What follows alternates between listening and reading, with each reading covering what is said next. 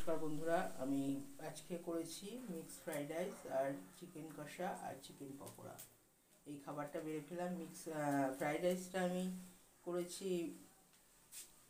Chicken দিয়ে আর egg দিয়ে, কারণ আজকে আমার কাছে চিংড়ি মাছও নেই আর কোনো সবজিও নেই, আমি বাজারে আজকে যাইনি, তো ঘরে যা ছিল তাই দিয়ে করলাম।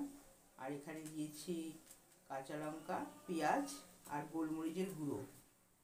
আর চিকেনটা যেরকম আমরা করি সাধারণত আদা রসুন পেঁয়াজ দিয়েছি, আর কাঁচা লঙ্কা আমি পেস্ট করে দিয়েছি আদা রসুনের সাথে, কারণ আমি এখানে লাল লঙ্কা ব্যবহার করিনি, দেখো কালারটা।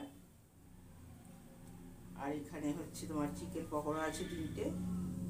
রাইসটা দেখো, চিকেন কুচি করে নিয়ে ওটাকে আগে আমি ফ্রাই করে নিয়েছি, নিয়ে একটু নুন হলুদ আর একটু চিকেন মশলা দিয়ে ওটা করে নিয়ে তারপর আমি পেঁয়াজ আর কাঁচা লঙ্কা ভেজে নিয়ে তারপর আমি এটাকে চিকেনটা দিয়ে তারপর আমি রাইসটা দিয়েছি, আর আলাদা করে ডিমটাও ভেজে নিয়েছি।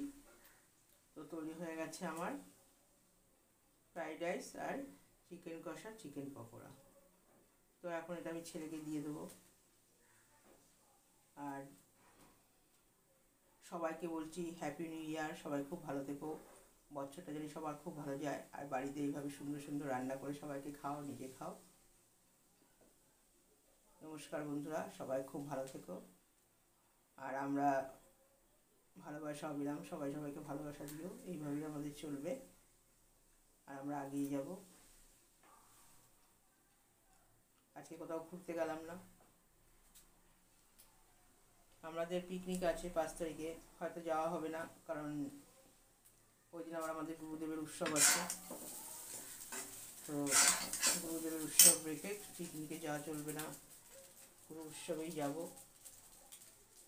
আর তোমাদের সবাইকে অনেক অনেক ভালোবাসা, তোমরা সবাই খুব ভালো থেকো। রাইসটা এবার বন্ধ করে দেবো, হয়ে গেছে, ছেলেকেও দিয়ে দিয়েছি, এবার এটা খেতে রাখবো। নমস্কার বন্ধুরা, আজকে এই অবধি রাখলাম, সবাই খুব ভালো থেকো।